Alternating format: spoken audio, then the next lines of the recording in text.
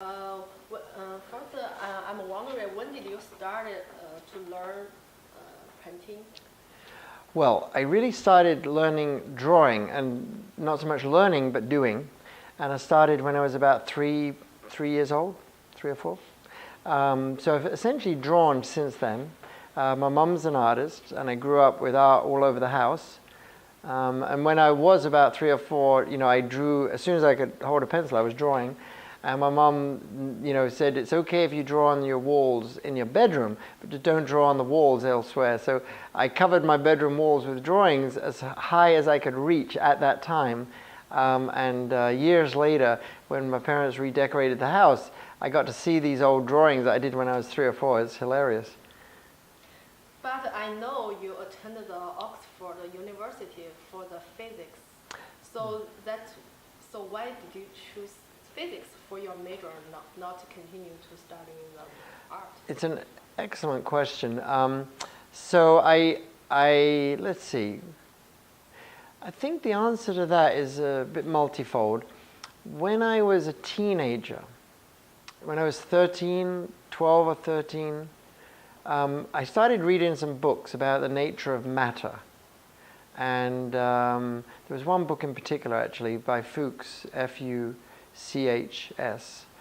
about the nature of matter. And I got absolutely fascinated by the subject. At the same time, I used to go to the Christmas lectures in the Royal Society, and they were in London, lectures about science. And there was a gentleman who was lecturing called Professor Eric Laithwaite, an engineer from Imperial College, London, who talked about all sorts of things. It was very exciting to see, and he talked about linear induction motors and gyroscopes. And he said, if anybody wants to come and visit me in the lab, just pop in. And famous last words, a few weeks later, I went with some friends and we knocked on his door in Imperial College and went and had a look at his lab. And so I just got hooked at that point into physics, into science. And that's really what led me in the end to going to Oxford and doing a degree in physics. So that's why I'm so feel amazing about that. So if you choose the art, you will get more professional guide on your major. So you just change that. So did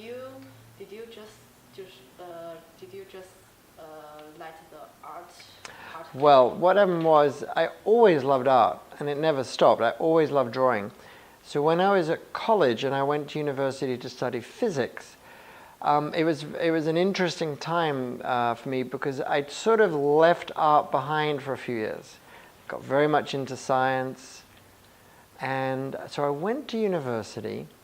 And in that very first year, I had some of my friends who I made were students studying art at the Ruskin School of Drawing and Fine Art in Oxford, part of the university. And one of them, a friend called Sarah, who actually, interestingly enough, became a master Zen calligrapher working under a master in Japan, and she lives in Tokyo and is a master Zen calligrapher. So she was studying art, and she said she knew I liked art, and she said, "Jeremy, did you know you can take classes at the art school?" I said, "No, I didn't know," but I thought, okay, I'll pop along. So what happened was I started going to life drawing, etching, and I studied sculpture and a whole bunch of stuff. And I just loved it. So I would do that in my spare time. Now in England, you don't major and minor, you just do. So my degree was physics. There's no art in the physics, although physics, of course, is an art in itself. But my degree was physics. But in my spare time, I used to go and do art. Yeah, that's why. So how do you decide what's your career? Because you can do both, right? Well, another really interesting question. So when I was a little kid, when I was like 8, 9 years old, I remember going into some of the big museums in London, and it's quite funny actually, because when you're a little child, you are much more uninhibited about expressing your view of the world around you, I think. You're not so self-conscious. So I remember saying to my mom at some point, pointing at something on a wall in a museum and saying, I want to be on that wall one day. And this was when I was about 8 years old. So I had this vision when I was a little kid. I would be, an artist, famous artist. I would be an artist in museums one day.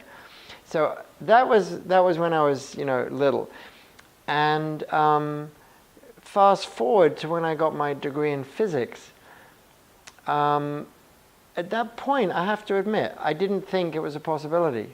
I thought, that was a dream. That was a dream that, I didn't think it would ever really happen then. And what I was interested in was research and, understanding the universe. And I assumed that I would do something and discover something, maybe. I loved Einstein and all that stuff.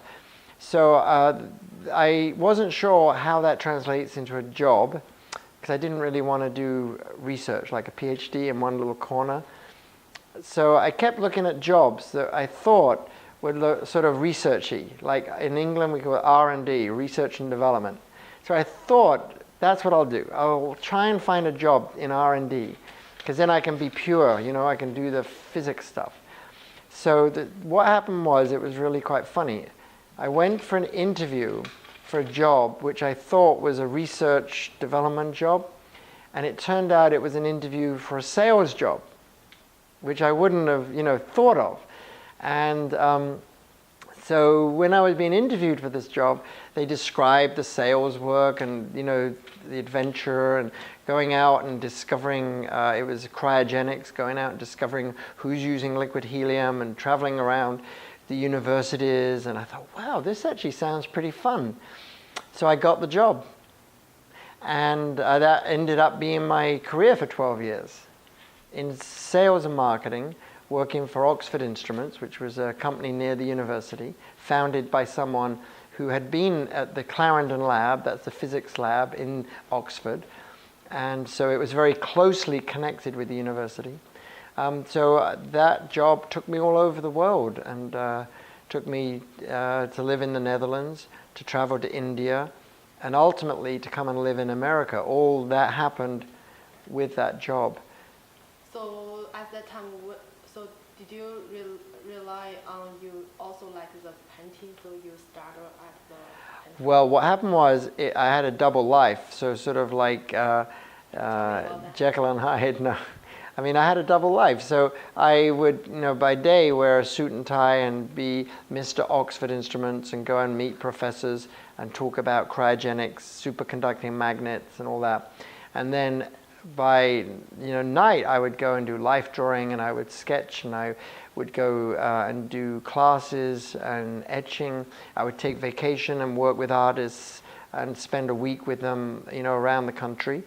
And then when I went to the Netherlands, I found myself actually living right next door to an art school called the Vrije Academie, and I went and did lithography and carried on my art. So I had this whole double life. I was, physics, art. When I went to India on my physics trips, I would be drawing all the time in my spare time, and gave presentations to the Rotary Club in Bangalore, on drawing, while I was selling physics equipment to the Indian Institute of Science there. So things like that. It was a very interesting time.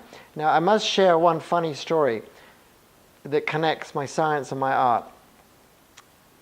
The guy who hired me, Dr. Tim Cook, many, many, many years later, in fact, just about 2 years ago. So this is like, I won't say how old I am, but it's a lot of, let's just put it this way, a lot of years later, many years later.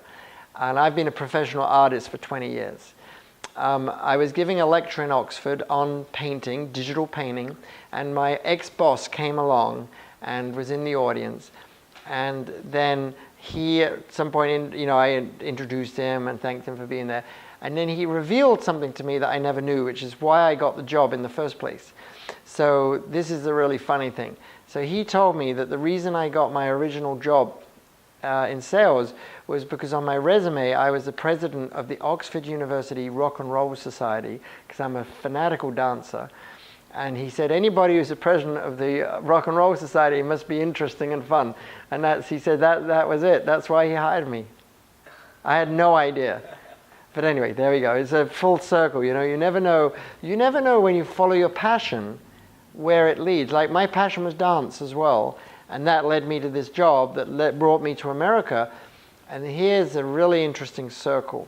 Brought me to America by coincidence, living in the center of Silicon Valley, Palo Alto, at a time when the nascent sort of technology of digital painting suddenly evolved because three things happened in unison as I was there. And that is the personal computers, Macintosh, got powerful enough. The software developed to do amazing painting, Pixel Paint Pro, programs like that. And then a tablet emerged which had a Macintosh driver which allowed pressure-sensitive control of brush strokes. And that's called the Wacom tablet, a Japanese company, Wa for harmony, com for computer, harmony of man and computer, human and computer. And so all that came together as I was there, and I got introduced to that technology in 1991 and never looked back. I fell in love with it. So what's the difference between the traditional printing and the digital printing for you? Well, do you mean what's the difference between traditional media? I mean, because usually we saw people drawing on the canvas, but you do it on the paper, so on the computer. So what's the difference? Because you go through all those things, right? From the 3 years old. Yeah. What's the hardest part? So it's very interesting. There are differences and parallels between working traditionally with physical media on a canvas versus working in a computer with digital paint. So obviously the physical media, you get a bit messier, you've got more tactile sense, and that's all, I like that. And you've got a unique, one-of-a-kind end result, one only. Unless you are doing printmaking, that's a whole other art form. But with digital paint, there's an incredible freedom. I love it. I flow with it. I can, it's like a second skin for me. It's like I just love it. So I can do so much, so efficiently, so quickly, and with such diversity of color and mark and texture. So all of that is just amazingly powerful in digital paint. Having said that, when I manifest it in a physical format, it's on a substrate, printed. So that means it's got a certain flatness to it, no matter what my art is. It's a print if I go from digital to physical. And so that's something that, I like to work into my prints with physical media sometimes. But sometimes they just stand as prints on their own, So, but it's interesting. There's no real clear-cut, better or worse. It's just different. And I love the freedom I have with digital paint. Yeah, so that's why you teach to students to learn that, right? To encourage them. Absolutely. I teach because I love sharing and encouraging. I initially was only taught because I was asked to teach. I had no thoughts about teaching. But then I was asked to teach, and I, became in a sense, an accidental expert on Painter, just because I've been using that since, it first came out. The program called Corel Painter. It was called Fractal Design Painter. And so people wanted to learn that, so I started teaching it.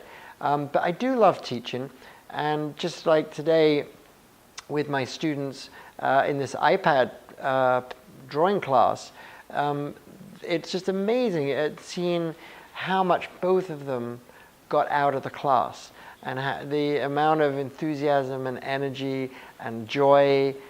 There's no price you can put on that.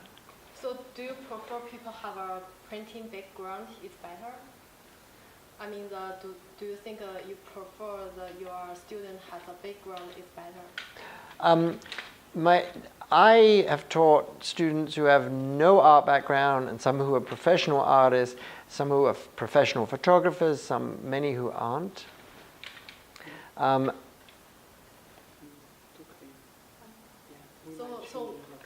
we want to change the location. Okay. To talk about this part. Sure. Are you finding it interesting, darling? So Learning just love? a few questions.